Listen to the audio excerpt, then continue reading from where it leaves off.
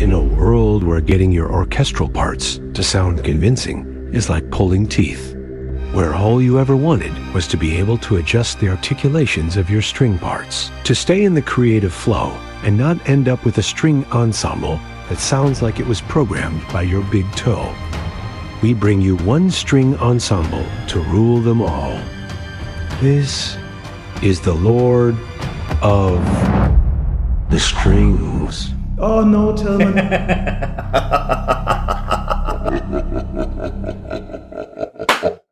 That's my sync clap. This podcast is sponsored by Genelec.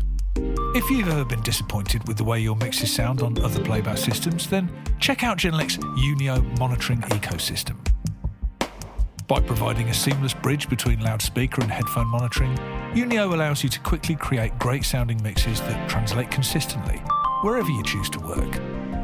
No more guesswork, no more surprises, just truthful, accurate audio monitoring from stereo to immersive. To find out more, visit genelec.com/Unio, spelt UNIO. Your mixers will thank you for it. Welcome to the Production Expert Podcast. I'm Ashea, and in this episode, I'm joined by two very precious guests, Emmy Award-winning composer and music editor Stephen Gallagher, and Tilman Sillescu, creative director, co-founder and principal composer at Sonuscore. In this two-part episode, we'll be discussing composing for film, what it was like being music editor for the Beatles' Get Back documentary, and of course Sonuscore's luxurious products for composers, and why I decided they're worthy of the title Lord of the Strings. Before we get into the main kind of topic, for those who don't know, can you tell us a bit about your background? How did you two get here? How did you two meet as well? I'm fascinated. Stephen, go ahead. Oh. You're the native speaker. Oh, it's like that, is I'm it? the native speaker. Okay, Yeah. all right. Kia ora, everybody. Hi, my name is Stephen Gallagher. I'm a composer and music editor.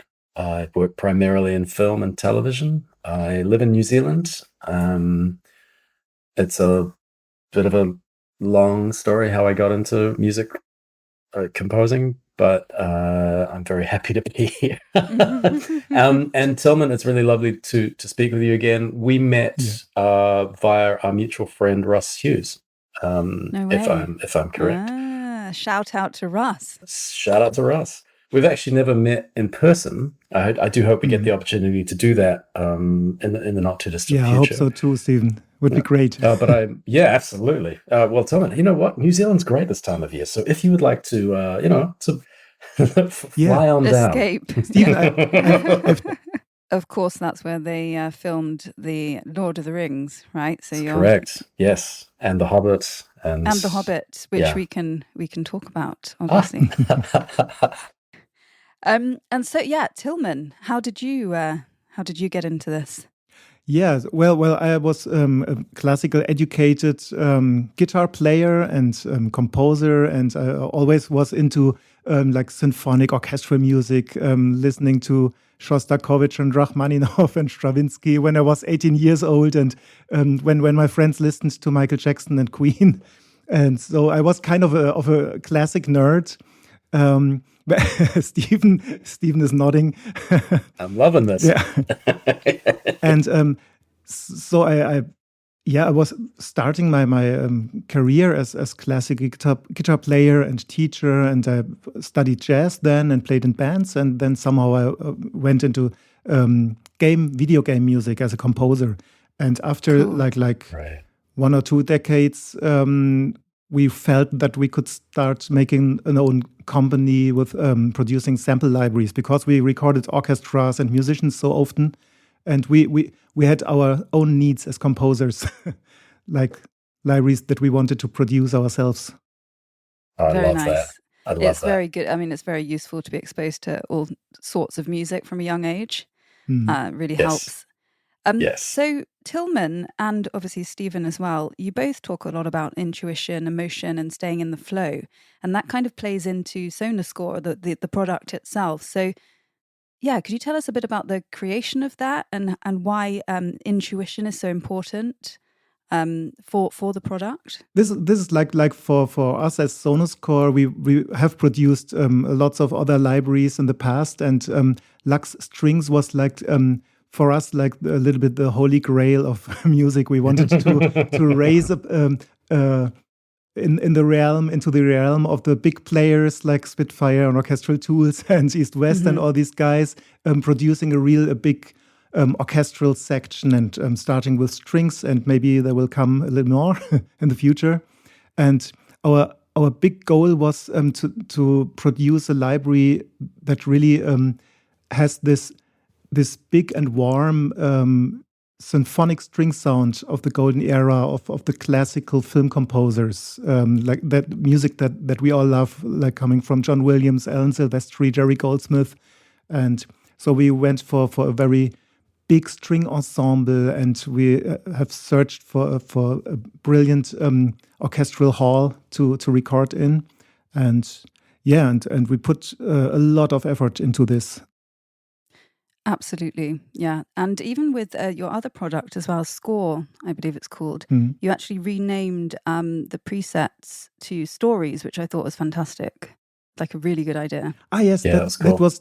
I think the Score is it's best for getting ideas and for sketching music and for be inspired and play around. It's like a toolbox for composers. When you score a scene, I think the first thing is to find a good mood, a good narrative fitting to a scene or to a location or to a mood. And so for us, it was like we produce a library that makes it easy for a composer to find this kind of mood directly and be able to play around on the keyboard in a very simple way to really get your ideas from your head into the door as fast as possible. And I'm sure you agree, Stephen, it's that creative flow that we keep going back to. Every time I speak to someone on the podcast these days, they talk about storytelling and the flow and emotion, and that's the main part of, that's the most important thing for creating. So it's certainly a very important part of it. I would actually go a little bit further and add to Tilman's insight into the score. From my point of view, the score is all of the things that he said, plus it's a really educational piece of software. Like, it's amazing to sort of pull up a story, pull up a mood, and then sort of deconstruct the elements that create it. And I find that really informative. It's a really something that sort of I use as almost like a circuit breaker, because I often find if I'm in the midst of writing on a project, that the horizon or my environment that I'm sort of working in sonically becomes over time more and more defined. And often that's a good thing, but occasionally it's nice to have something that sort of pulls you out of that and makes you look back up at the sky again, and for a kind of a wider possibility of options.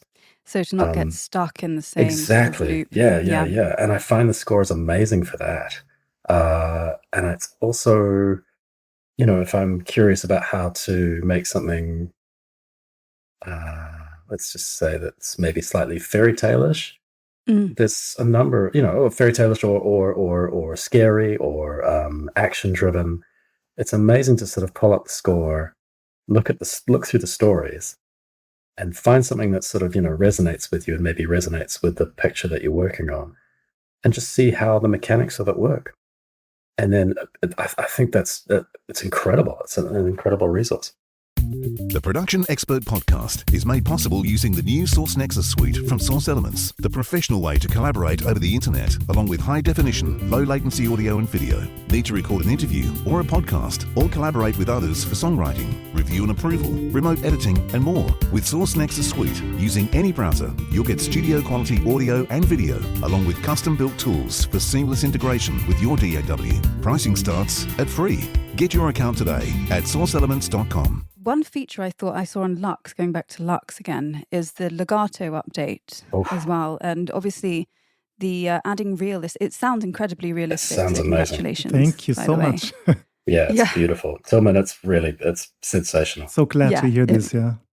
It really is. And I'd like to, in fact, did you designed the GUI specifically to be very intuitive, I imagine, Yes, because yes. it looks very intuitive. Yeah, we put a lot of thought into it because we didn't want to make a tool for technical nerds too much, but we also want to invite the technical nerds, because I'm a technical nerd, to invite all nerds to really shape everything inside our engine. And so on the main page, it's a good overview. It's very plain and it's very simple and even a little bit beautiful, in my opinion. Yes, And yes, agreed. Definitely. But if you want to dive into this and shape your articulations, you can just enter the edit page and do kind of everything that you want to like making the transitions louder or softer, Yes. and shaping volume curves and shaping the range and all that stuff. And so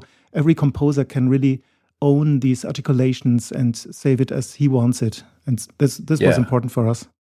Absolutely. So you can sort of peek behind the curtain. So you've got the best of both worlds there, which is great. Yeah, exactly.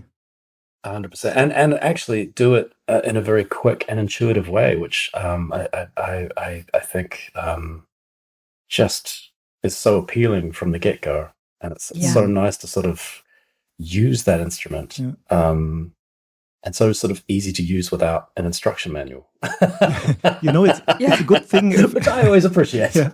I don't know about you, but I never read the instruction manual. I very rarely. No, I don't. I don't either.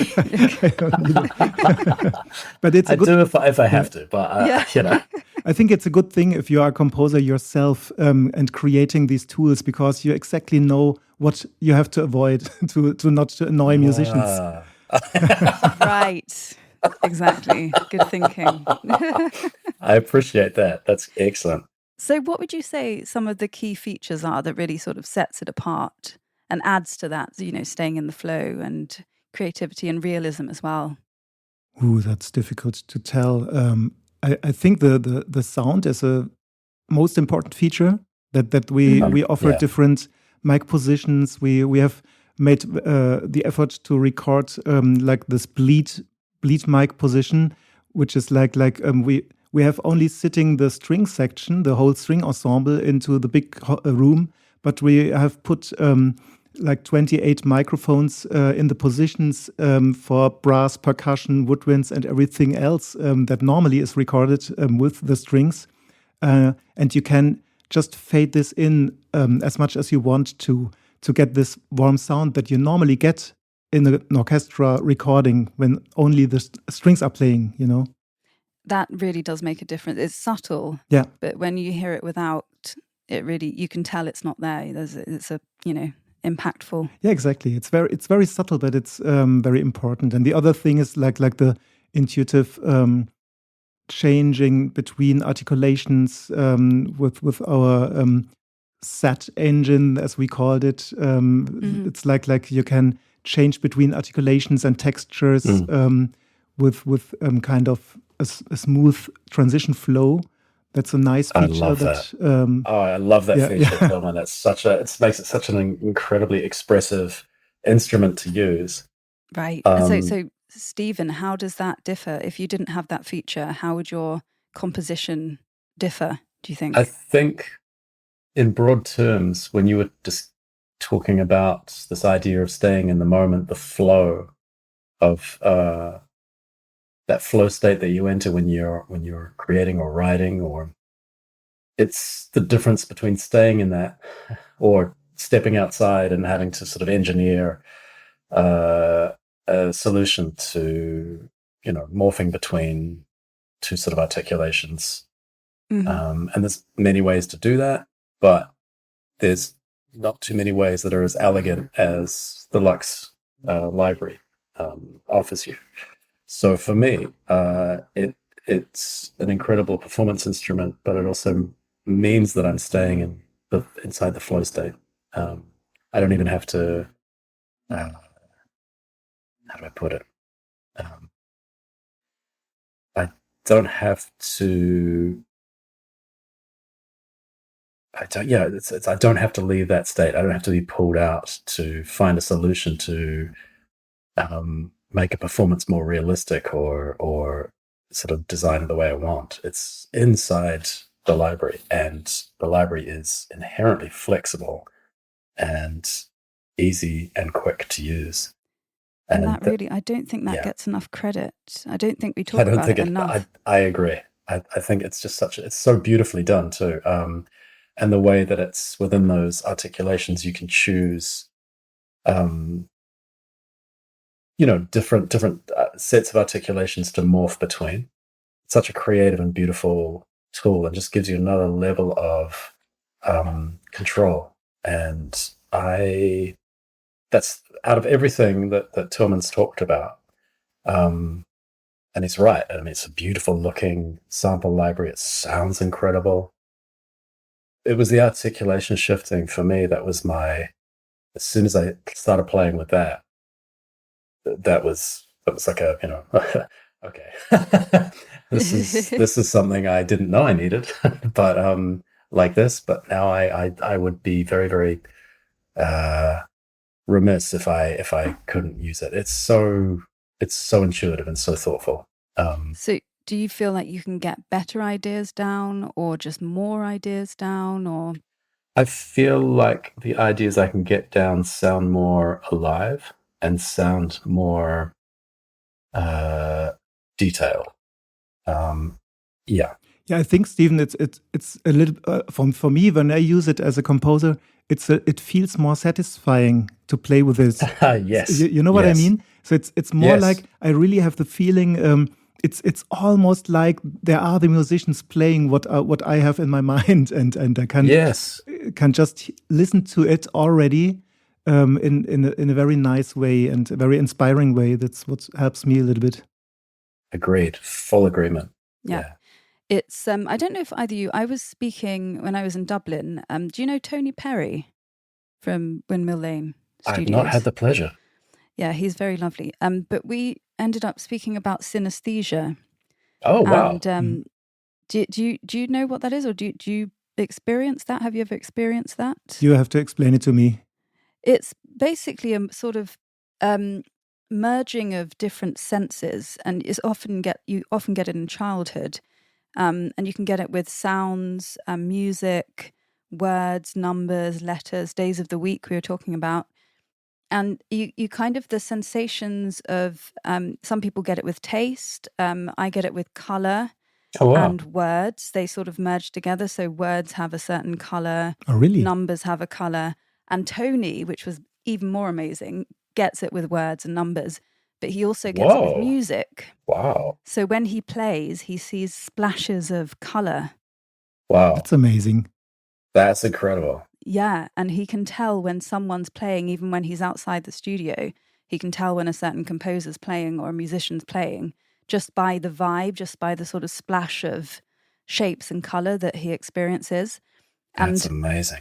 It's incredible, but it just goes to show how this sort of creativity and the flow and how the visual aspect and the sensations all sort of combine, and I think that's what you do here as well. It looks beautiful to look at. It's really smooth, it's easy, it's inspiring, it's intuitive, but it's also detailed as well. Yeah. I think, I don't know, it's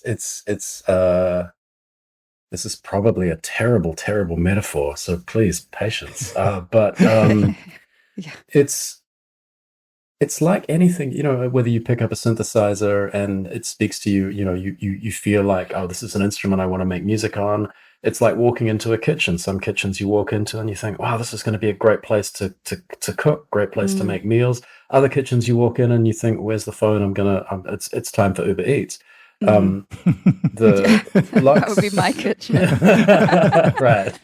Well, the Lux is definitely like the kitchen you want to cook in. You know what I mean? It just feels eminently inspiring. Everything feels like it's catered to you making a great performance, and it feels interesting, detailed, and in a way, and I do mean this in a good way, it feels imperfect. And to me, that's like one of the highest compliments I can give, because what I am drawn to as a human in other humans playing instruments, standing in front of an orchestra, for example, is that they're not all sort of machine-like and in sync. It's like everyone has playing things, slightly differently. The differences at some points are minute, but they're there. I mean, they're human. Exactly, and it's the imperfections I think that that resonate with me, and I feel like there's a lot of sample libraries out there that have got this idea that everything needs to be perfect, and I find that rather sort of stale and uninspiring. But this Lux is not that. It feels somehow alive. That's beautiful. I love that. Yeah. That sounds great to me, of course, because it was really exactly what we intended to do, and maybe it has to do with my own vision of having all this symphonic stuff in my head from childhood on, which is all very human and imperfect, but very alive and very inspired, and somehow.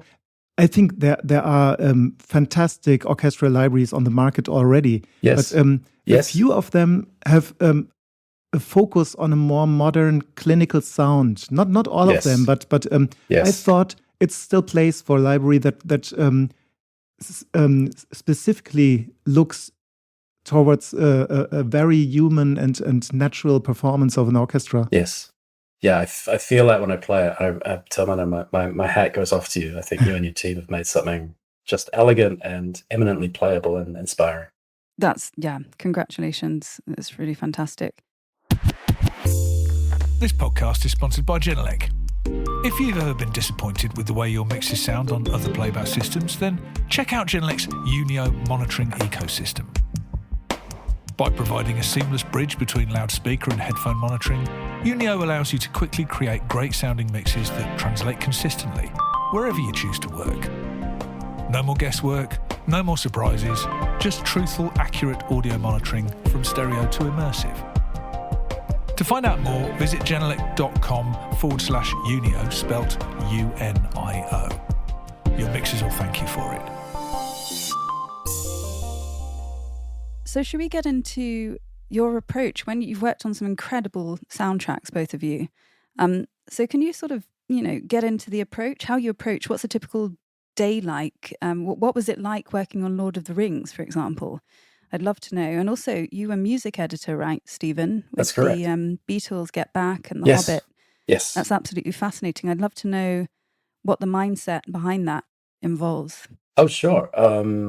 Well, in terms of, let's start with The Hobbit. So, being a music editor on The Hobbit, there was a team of us, and a typical day.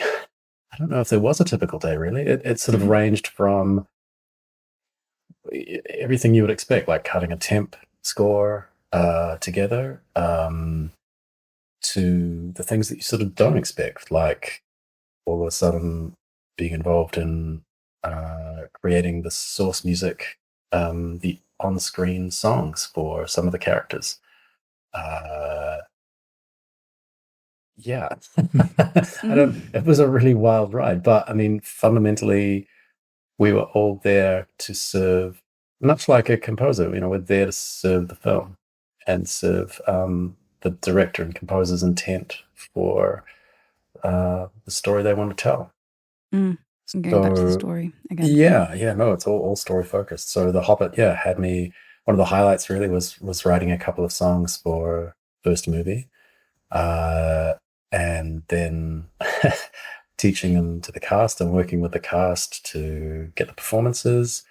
And then, finding yourself in a room with Ed Sheeran, who'd just written the song for the credits of the second movie, and being involved in the recording of that.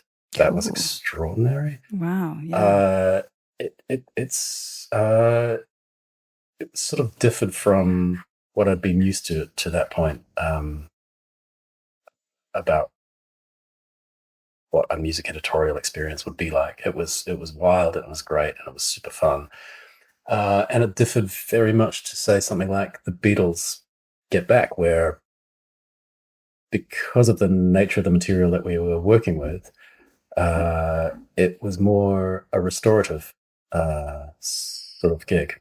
So our main concern was taking the audio that was recorded on a shooting stage in 1969 with a couple of mono microphones and 2 mono Niagara tapes, and trying to restore the performance and get the detail of the performance so that it was clear, concise, and captured the spirit of the band and the music, and the discussions that were happening around that period of time. So were there any things that you did musically to capture the spirit? Were there did you make any particular decisions that you felt helped capture the spirit? There were a couple. Mainly, we were concerned with trying to get the best quality audio that we could out of the source material. And the musical decisions that we made were really decisions that followed the editorial decisions. Actually, it was kind of the workflow for the Beatles was a little unusual in the fact that we were in touch with the editorial department, as we usually are on these films, but in this case, rather than getting the picture cut from the editors and conforming our audio to that cut, it was almost reversed engineered, where we were saying to the editorial department, if it's possible to move your shot back, this shot here back, let's just say 14 frames, then the sync that we see as Ringo plays his drums is going to match a lot better than what it is at the moment. And the reason we had to do that is kind of complex, but it's like, in broad terms, it's like picking up a jigsaw puzzle, trying to fit the pieces together, but some of the pieces aren't quite complete. And so you have visual elements that you have a limited usable section of video and a limited section of audio, and they don't necessarily they're not always the same sort of sequence or section. They don't always match up.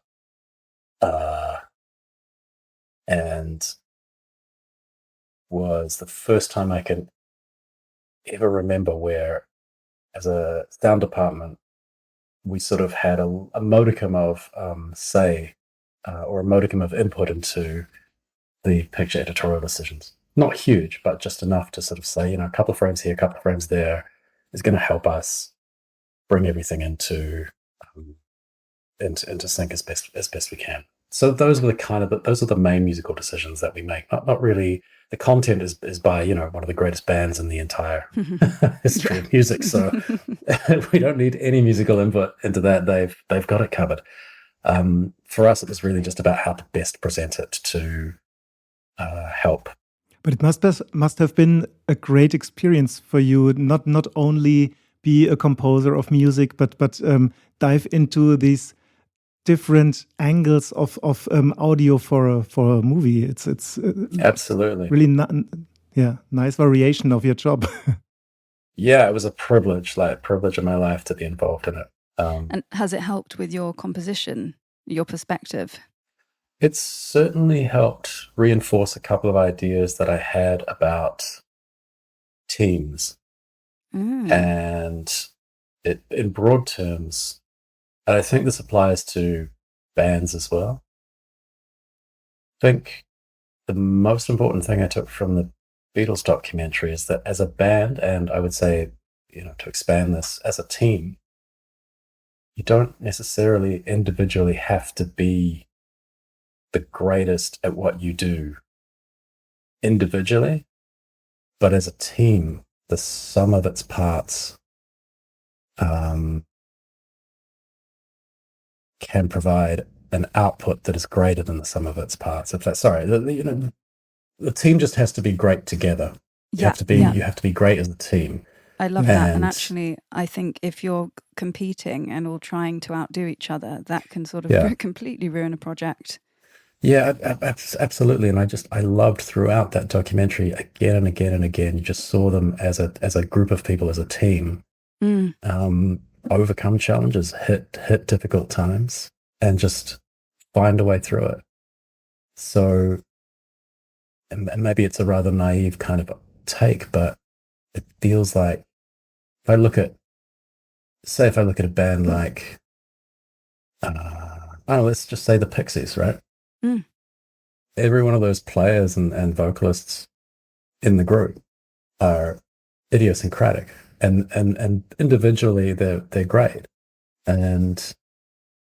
but you put them together, and Surfer Rosa happens, and it's if you analyze the individual parts, they're good, but together they're incredible. So yeah. No, that's so interesting, and obviously not everyone's great at everything. We all have different personalities, different approaches, different talents. But exactly. I do think if you the complementary aspect is really important. Absolutely, I think working together as a team. So I mean, not exactly a compositional take, but definitely as we work in the film world together, definitely an idea that being good as a team is sometimes more important than being great individually. Well, I think it is actually a good compositional take, because the different parts that, maybe we can get into that a little bit, that sort of different parts that you compose all add up to the greater sort of sound, the greater composition, really, and they all have to sort of work together. And Tilman, it's your turn. Have you got an experience that you can tell us about in terms of your composition? Yeah, it's interesting. I'm fascinated by what Stephen just said, because I had the thought, if it's different between band music and orchestral music, because I know so many bands. Police comes to my mind, or Queen, or other ones that are great as a team, and every single it's instrumentalists coming together and kind of composing music together. And this counts for pop and rock music, of course, and for jazz music. Yes. When it comes to orchestral music, it seems to be different somehow, because all the great orchestral works outside are composed by single composers. So there's no democracy in orchestral music. It's just one dictator ruling it all and defining it all. Yeah. And here comes the interesting thought that I have with my own work as an orchestral composer, because I at Dynamedion, this is my composing team, my composing label. We are working as a team on soundtracks, and I feel this is in many ways an advantage, even if it's orchestral soundtrack music, because it's not one person having to having the burden on his back alone. So you can rely on the work of others. I think Hans Zimmer is working the same way. Like he creates motifs and themes and melodies and has a kind of musical dictionary for a movie, and then the team comes in and they are working kind of together and sharing the work. And I think that's an interesting approach for film music and can be a little bit more fun. Oh yeah. But of course, it sometimes it hurts if the taste is different from your teammates, and sometimes there are discussions, but this is the same as in a band, of course. The Production Expert Podcast is made possible using the new Source Nexus suite from Source Elements, the professional way to collaborate over the internet, along with high definition, low latency audio and video. Need to record an interview or a podcast, or collaborate with others for songwriting, review and approval, remote editing, and more. With Source Nexus Suite, using any browser, you'll get studio quality audio and video, along with custom built tools for seamless integration with your DAW. Pricing starts at free. Get your account today at sourceelements.com. It's really interesting that you say that. Justin Gray as well, who's just won a Grammy, I believe. Right, yes. For his Immersed album, which is incredible. But he actually talks about that. His collaborators are all really good friends of his, so he's known them for years. And I think that really helps as well. Not necessarily knowing 100%. Someone for years, but just having those personalities that don't clash and just really knowing each other and getting along. And that can make it a lot more fun. Whereas, perhaps you don't get along, and obviously that's not going to be as productive. And it can help. It can help if you have to score a soundtrack, and the director of the movie or the developer team, the audio director of a game, is. Sometimes these guys can be very stressful to a composer, to a creative guy with their wishes and needs, and maybe sometimes the inability to express exactly the details that they want to have. And so it's a kind of relief to have teammates to talk with about this, like, oh no, what does he want now from us? You know what I mean? Just have a little gossip and exactly. So this is for me. Of course, as a composer, you always feel like you want to create your own work, and so every note that comes from another composer kind of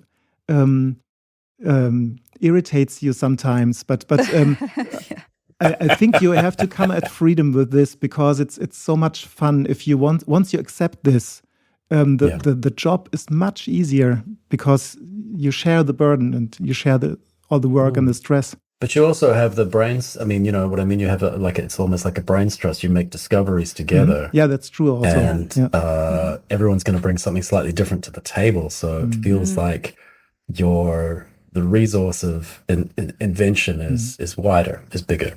But it's funny, because I did this for 25 years, composing video game soundtracks and film soundtracks with a team. And like after 15 years, I somehow had the feeling I need to compose one work by myself. And so I did a symphony on my own, like 40 minutes long for a big orchestra. Wow. And it's not that it was a big success. It wasn't. But for me, it was so important to make one work with no one talking into it, no director, no audio director, no other composers. It's just me having the responsibility for whole work. And now that this symphony was done, I'm good again to work as a team. That's fascinating. So you need a bit of both worlds. You need your own time. I suppose it's like human behavior, really. We need to sort of do things by ourselves, but it's also nice to open up and do things with other people. But I do think there's an important aspect of letting go and not trying to control the creative, sort of oversee and micromanage everyone and everything. Yeah, I agree. Yes, agreed. Yeah. Absolutely. I think there's a skill to delegation. And ultimately, if we're talking about working in a team in a film or TV sense, as composers, we're really trying to serve the director's intent, however they want their audience to experience the story that they're telling. It's our job to help to do that. And no two directors are the same. And no two demands what challenges they lay before you are going to be the same. So true, yeah. Yeah, so you have to be flexible. Yes, and having a team sometimes just makes you more flexible. And sometimes I guess you made your experiences there, Stephen, more than me. Sometimes a director matches with your own mentality and sometimes not. Yes. And sometimes Yes. this makes such a big difference. Sometimes I hated directors for their musical taste, just for, oh no, Tilman, it's nice, but somehow I don't feel it. Can you come up with some other stuff? And I put all my soul into it. And but this is part of the job as well. And another time, the director immediately loves everything that I'm doing, and so I'm loving this guy, of course, then. Well, that's all we have time for part 1, but we'll be back for part 2 next week. Thank you very much to Tilman and Stephen. Have a great week.